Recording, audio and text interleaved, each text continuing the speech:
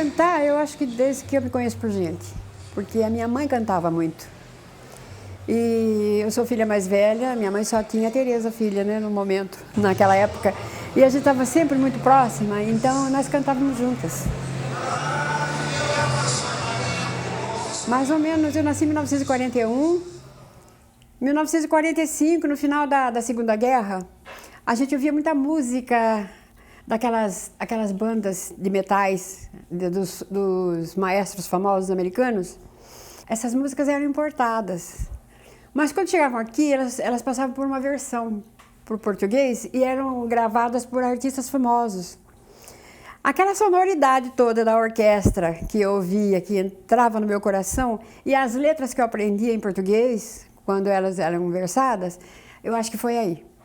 Minha mãe e eu. Minha mãe fazia os trabalhos domésticos, cuidava dos afazeres, e eu sempre junto e nós duas cantando o dia inteirinho. Não tinha televisão, mas tinha rádio, né? Então a gente curtia doidado. Foi aí, eu acho. Eu lembro a primeira música que eu aprendi, em inglês chama Always in My Heart. Foi gravada pelo Carlos Galhardo, Sempre no Meu Coração. Sempre no meu coração, o teu nome guardarei. Essa aí.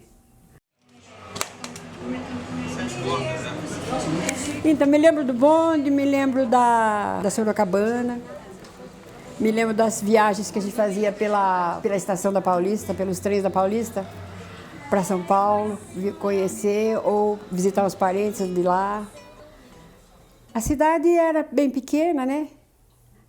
E tinha aquela característica de mais interior do que tem hoje, que ela cresceu muito, ela perdeu bastante das características de cidade de interior, né? Essa coisa de evolução vai descaracterizando tudo, né? Eu estranho bastante hoje. Mas era muito bom viver aqui, ainda é, né? Mas era uma delícia, realmente.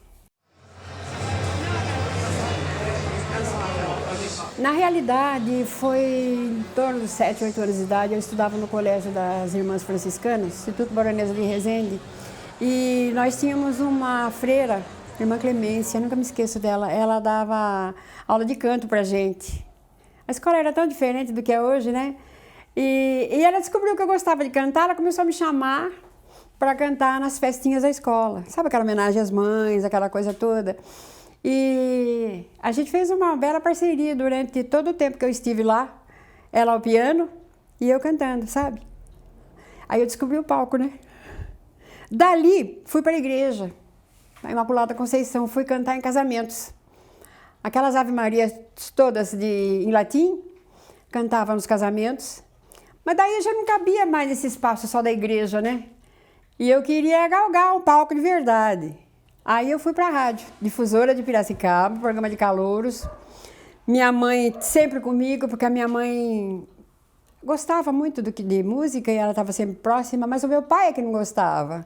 Não gostava de música. Ele se preocupava com a imagem da filha, porque mulher que se atrevia a enfrentar um palco antigamente era outra coisa, né? Colocavam logo um rótulo e talvez ele tivesse medo de expor a filha. Ele nunca disse não quero, mas também nunca disse que bom você foi, sabe? Nunca me aplaudiu. Eu ia participar do programa de calouros e quando eu voltava, ele sabe, fica com aquela cara esquisita, sabe? Eu deixava o rádio ligado para ele ouvir, mas ele não dava o parecer, não falava nada. A gente percebia que gostava, mas não se abria muito. Sempre a mãe comigo, porque ela sabia que não tinha nada demais, né? E eu pedia que ela fosse comigo. Aliás, porque as meninas andavam muito próximas das mães antigamente, né? E eu também. Pronto. Ah, no wonderful. Se é que é possível? O programa de calouros, você passava por uma seleção, eles escolhiam aqueles que achavam que tinham condição de se apresentar. O auditório ficava muito cheio, sabe? Porque naquela época o rádio ao vivo era uma efervescência nas grandes cidades, dos grandes centros, e naturalmente essa forma de fazer rádio veio para o interior, né? Então eles faziam a maioria dos programas ao vivo e o programa de calouros também. Só que eu comecei a levar o prêmio toda vez que eu me apresentava. Aí eles começaram a criar restrições uma vez por mês só, papapá, até que me cortaram do programa de calouros. Porque não estava dando chance para outros, né? Sabe? Só que em contrapartida, eles me deram um programa dominical. Eu fiquei 10 anos na difusora, funcionária com carteira registrada, fazendo o programa dominical. Chamava-se Teresa Alves, era no espaço das 7 da manhã até o meio-dia, onde desfilavam os cururueiros, os violeiros, Gessene Martins, Pedro Alexandrino, Cobrinha e uma série de outros cantores da cidade, né, que já tinham um cacife. Gente, agora, por falar em Piracicaba, quero chamar aqui a estrela da canção piracicabana, a nossa dama de ouro da voz de Piracicaba. Vocês, por favor, vamos receber com muito carinho, com muito amor, a dama da canção de Piracicaba de todos os tempos, a nossa estrela grande, a queridíssima de todos os tempos, Teresa Alves!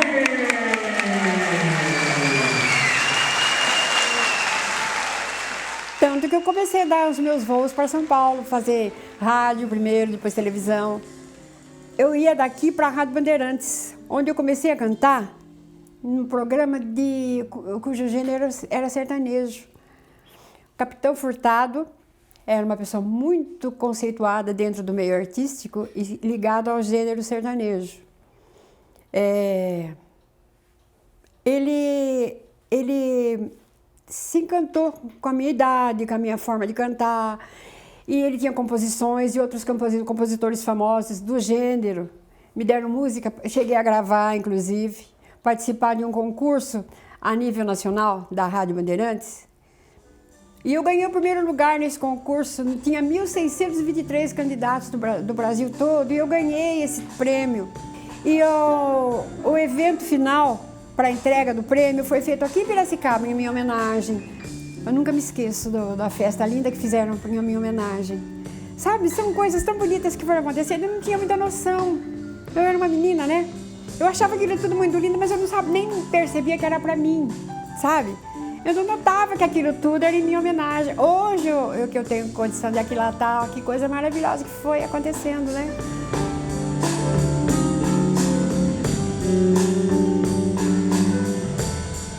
Eu sei que vocês vão dizer. A par disso, terminando o curso técnico de contabilidade quando abriu a Unimep, em 64.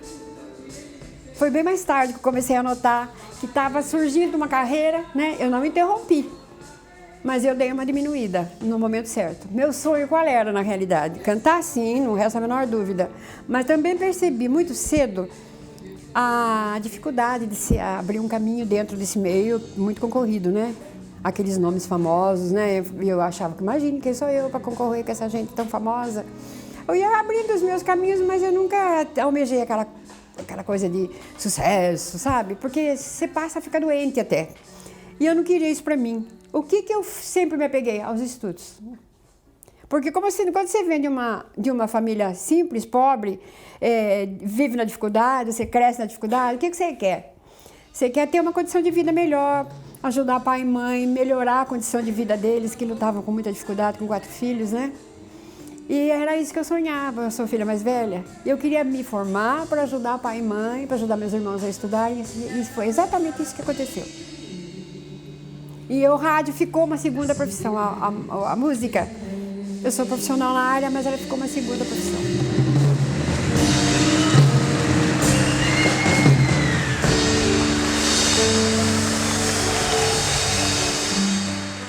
Eu sou bacharel em Ciências Contábeis e Administração de Empresas. Eu trabalhei um bocado de anos nessas duas áreas, né? Tenho muita ligação uma com a outra, em empresas menores, em empresas de médio porte, em empresas grandes, né? Estudei bastante para poder fazer outros cursos para dar uma reforçada nos principais que eu fiz, uma pós-graduação. E então sempre foi muito lutada a vida. E as noites serenas, abençoar e as cascadas, e as borboletas que enfeitam as matas. Ave Maria, Deus em vós, Virgem Maria, rogai porque a gente sempre sonhou em voltar para a terrinha. Porque morar em São Paulo não é brincadeira. Apesar de eu amar de paixão aquela terra, eu gosto muito de lá. São Paulo me deu coisas excelentes. Principalmente um acréscimo como pessoa, aprender a viver numa cidade grande, aprender a se virar realmente, né? Literalmente.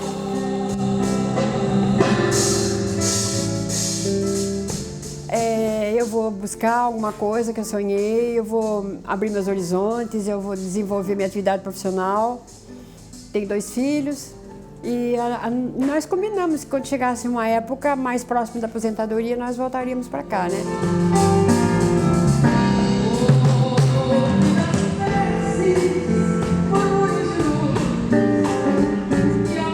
Mas eu ainda continuo fazendo SESC, viajando, trabalhando em cima do CD com o Saulo Ligo e o André Bertini, que são os compositores do número maior de músicas que a gente está gravando. Os amigos mais jovens, eu convivo muito bem com a moçada.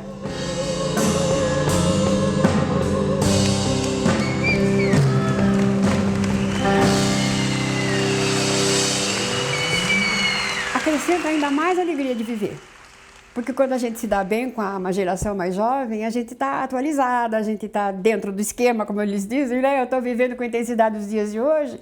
Então você não fica assim, marginalizada. Engoma no meu samba, e dando em minha cabeça diversos tantãs, com partido no cativeiro. E vai por aí em diante, tem músicas mais românticas, tem foxtrot, tem valsa, tem bolero. Em homenagem ao marido, a gente gravou um bolero, que ele é apaixonado por bolero. Então a gente está gravando um bolero também para ele. Acaríciame en sueño el suave murmullo de tu suspirar, como ríe la vida si tus ojos negros me quieren mirar. Y si es mío el amparo de tu risa leve que es como un cantar roca. Ella aquieta mi herida, todo se olvida. La noche que me quiera. É isso? Difícil ser mulher negra e se atreve a ter uma atividade profissional onde às vezes você é rejeitada por causa de ser mulher, por causa de ser negra. Porque eu falo com muito conhecimento de quem viveu situações de rejeição, de discriminação e que teve que ter força para superar isso tudo, porque eu acho que viver é ter espaço para todo mundo. Eu sempre me senti uma pessoa igual às outras, eu nunca tive nenhum recalque. A fase mais difícil que a gente sente com relação à discriminação é a adolescência, onde você está formando seu caráter, sua personalidade, você está descobrindo o mundo e você não entende por que discriminam você. Porque a minha cor não pesa, a minha cor não faz diferença nenhuma, eu sou o que sou, eu tenho uma essência, não é? Então eu fui criada para encarar situações, informada para saber como administrar essas dificuldades, então eu não entendia por quê. Mas quando você começa a descobrir, é muito doloroso. Aí vem religião, família, o seu berço, a formação toda que você tenha para poder superar.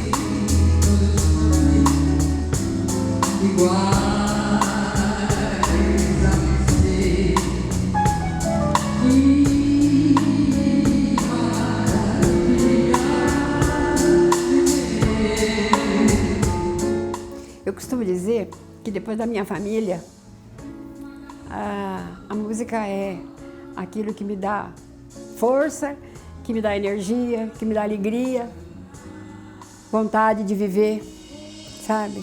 É uma coisa muito enraizada em mim, a música. Você veja que tendo a idade que eu tenho e começando quando eu comecei a descobrir a música na minha vida, isso criou uma força imensa dentro de mim, né? Eu não consigo mais viver sem ela. Se eu não canto, eu preciso ouvir, sabe? E mais que a música está sempre comigo, tá?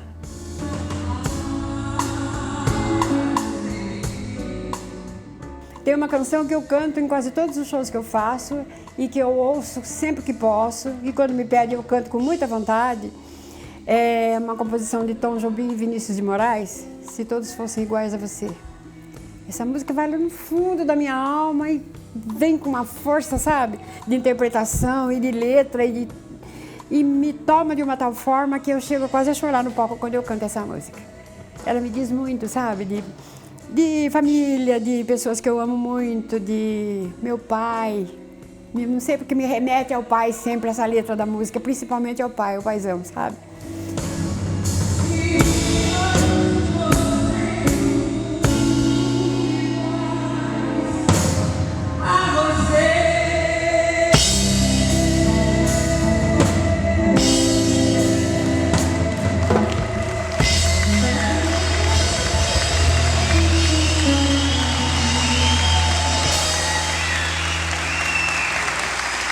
Tereza Alves! Recebe o carinho do público, que maravilha. Vamos agradecer o pessoal, que maravilha. Muito obrigado, gente. Essa é a grande cantora de Piracicaba de todos os tempos.